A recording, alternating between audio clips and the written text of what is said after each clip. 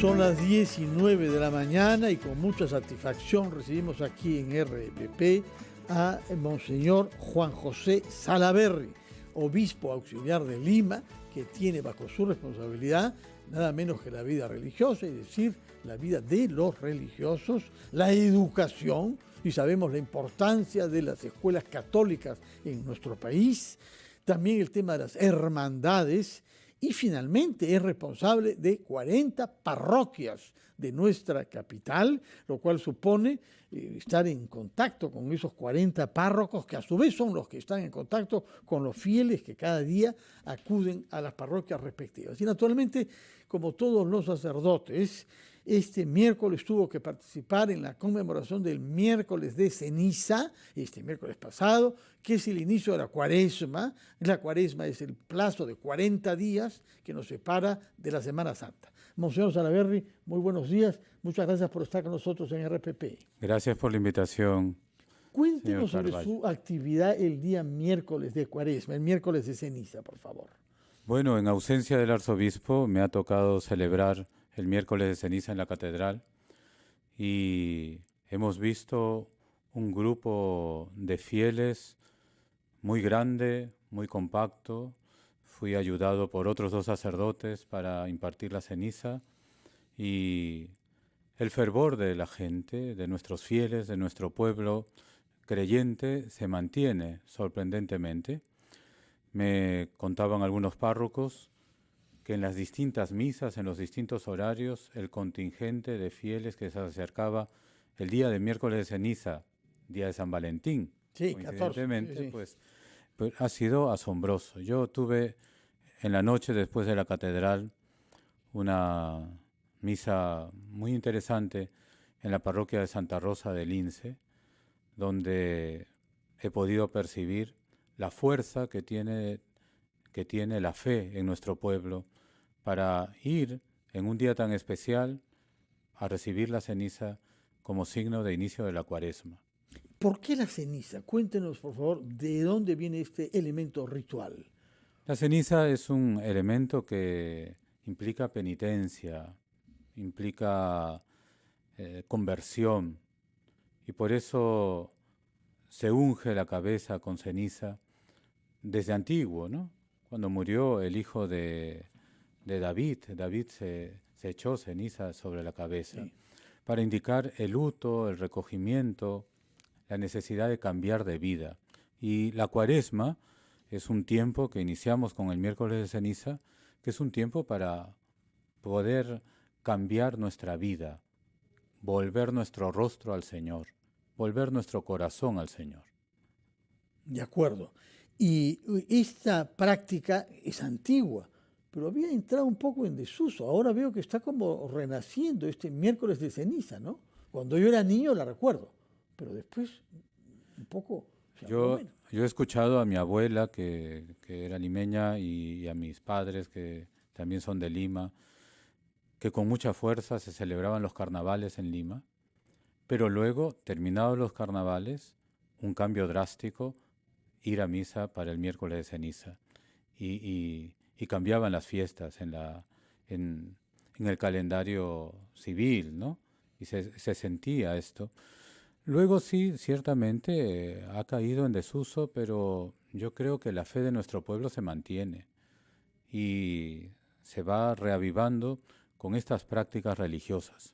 Ahora, usted dice que hay un auge del esfuerzo de los padres por educar a sus hijos en los valores evangélicos e incorporarlos en consecuencia a los ritos y festividades de la iglesia. Yo me pregunto si no será por el ejemplo que los niños reciben en otros espacios, en donde lo que ven, violencia, criminalidad, corrupción de las autoridades, guerras en el mundo, amenazas de cambio climático por la irresponsabilidad de los dirigentes de buscar soluciones reales a eso, los ejemplos malos y los ejemplos que generan ansiedad entre los niños y los jóvenes se multiplican, porque son ellos los que tendrán que vivir dentro de 30 y 40 años. Yo ya no, usted espero que sí todavía, pero son ellos los que tendrán que vivir en el mundo que se está formando ahora, que es un mundo que tiene aspectos horrorosos, incluidos, pese a las capacidades tecnológicas y digitales que tenemos ahora, que se pueden usar para el mal. Sin embargo, no todo es así, como tú lo estás presentando. Hay ámbitos donde trabaja la Iglesia y donde se despierta la esperanza. A mí, en cada misa dominical, visitando parroquias, encuentro familias que van a misa con los abuelitos, con los nietos. Entonces, se ve que hay algo que sigue moviendo a nuestro pueblo y encuentran en el trabajo que hacen muchos párrocos con mucha generosidad en sus comunidades católicas, encuentran espacios donde se hacen talleres para jóvenes, talleres para mayores, donde hay pastoral familiar. Y entonces todo lo que encontramos en el mundo, pues también puede ser equilibrado con estos espacios que la Iglesia propone en la vida parroquial y que son muy bien aceptados.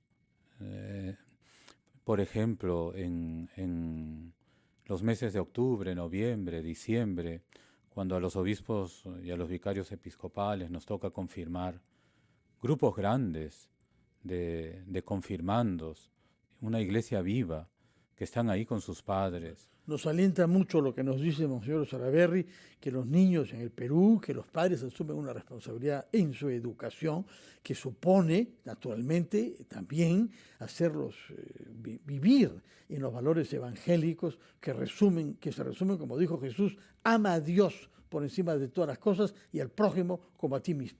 De eso no vemos todos los días testimonios, pero que nos lo diga usted, que eso está aumentando en su recepción en nuestra ciudad, en su arzobispado, nos alegra mucho.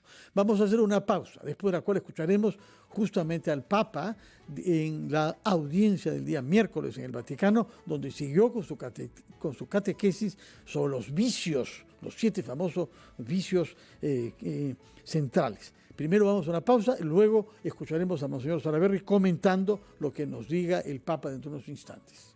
Recuperado de las dolencias que padeció, con mucho vigor, con mucha claridad, con una voz muy firme, pese a que tuvo problemas respiratorios también, ¿no?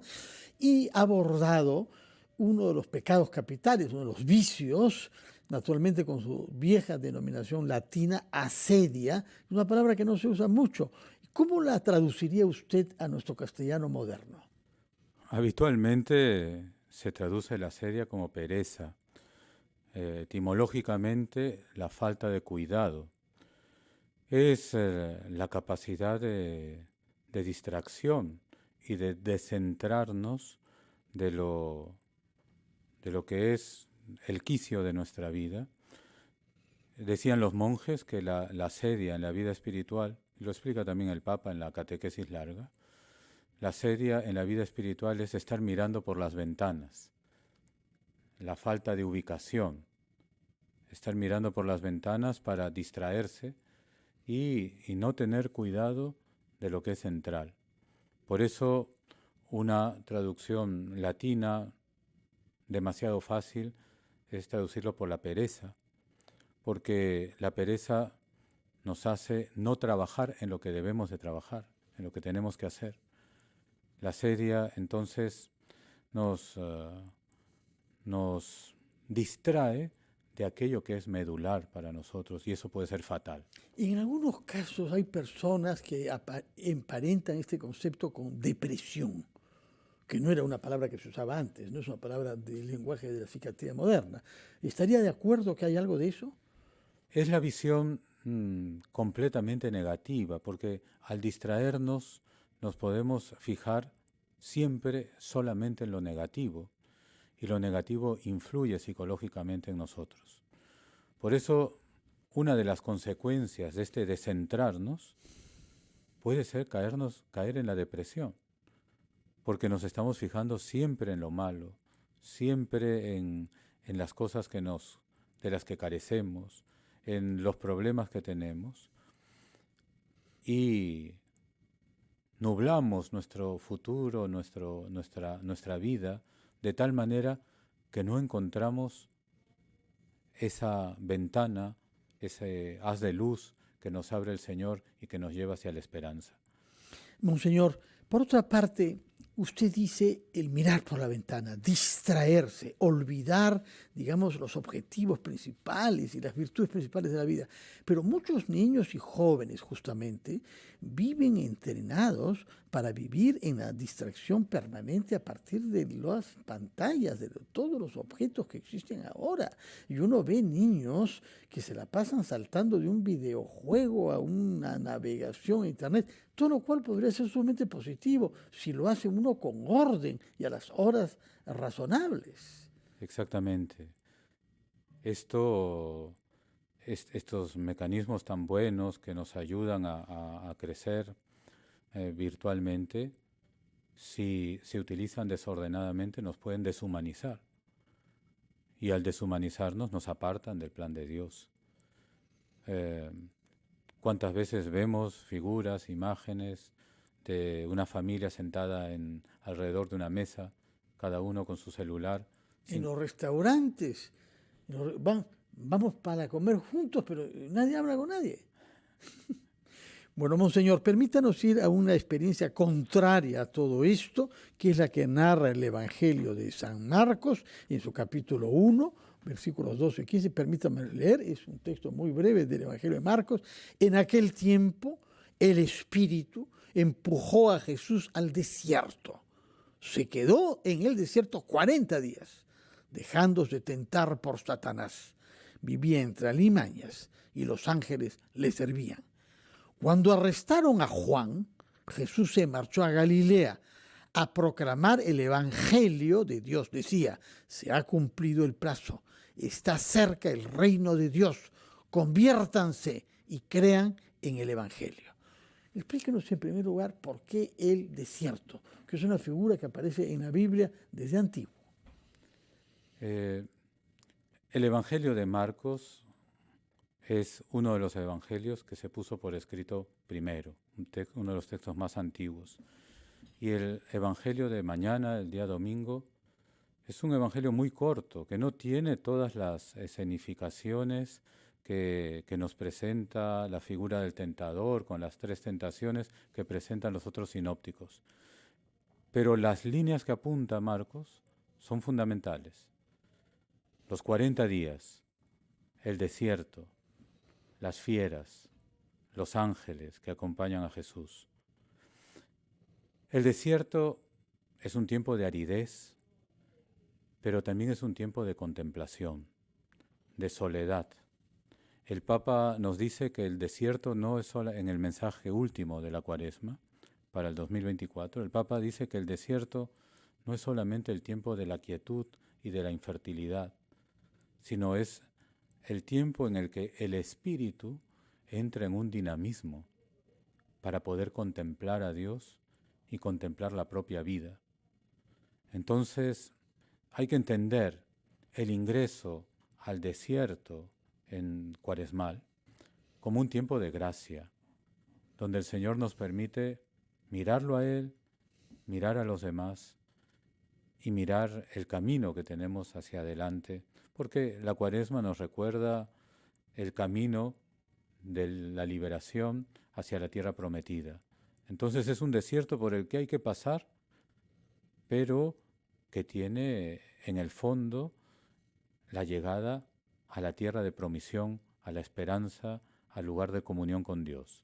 Hay también en la Biblia 40 años, ¿no?, de peregrinación para liberarse de Egipto en el desierto, justamente, ¿no?